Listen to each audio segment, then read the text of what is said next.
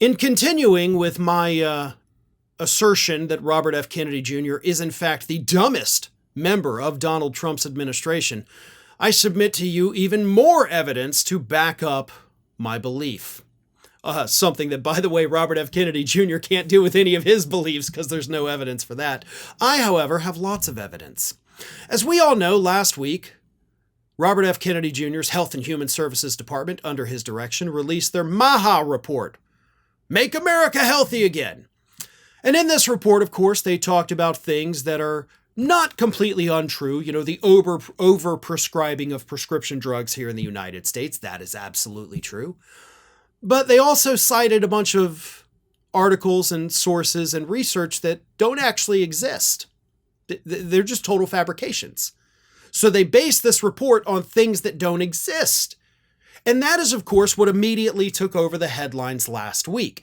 But then things took an even darker turn that could basically spell the end of his career for Robert F. Kennedy Jr., hopefully, because according to experts in AI, Kennedy and his department used AI to craft the entire report, which is why it included those fake citations. Let me read you this.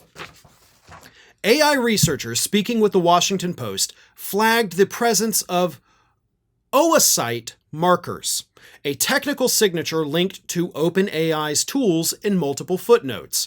The oocyte tag, visible in URLs throughout some of the report's 522 citations, is a back-end identifier generated by AI systems like ChatGPT when referencing sources. Its presence is considered a definitive sign that artificial intelligence was used to compile or generate parts of the report's scientific citations, according to the researchers who spoke to the newspaper. This is not an evidence-based report, and for all practical purposes, it should be junked at this point, said George C. Benjamin, Executive Director of the American Public Health Association. It cannot be used for any policy making. It cannot even be used for any serious discussion because you can't believe what's in it.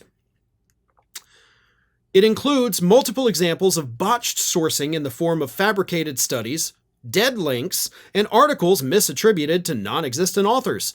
Many of the issues appear to stem from AI hallucinations, which is a common flaw in large language models that generate plausible but false content.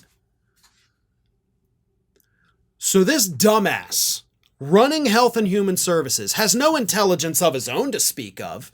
He's not a health expert. This is a guy who two and a half weeks ago said to Congress under oath, "I don't think people should be taking medical advice from me. Anyway, here's my report." And he had to use artificial intelligence because he has no intelligence. This is insanity, folks. We are leaving the nation's healthcare in the hands of a former heroin addict who has no medical training at all, has no medical expertise, has been pushing conspiracy theories for over a decade, and now can't even be trusted to do his own research to write a simple report on the health of the nation. He shouldn't just be removed from office, he should be prosecuted at this point. That is what I believe. This man is a danger to the nation's health. He is a danger to our security. And people will die because this man is so incompetently stupid. Thanks for watching today, everybody. And don't forget, if you're not already, please do subscribe to this channel. We have fresh content going up every single day, and I would really hate for you to miss out on that. And speaking of missing out, if you're not following me across all other social media outlets, then get on it. You can follow the links in the description of this video.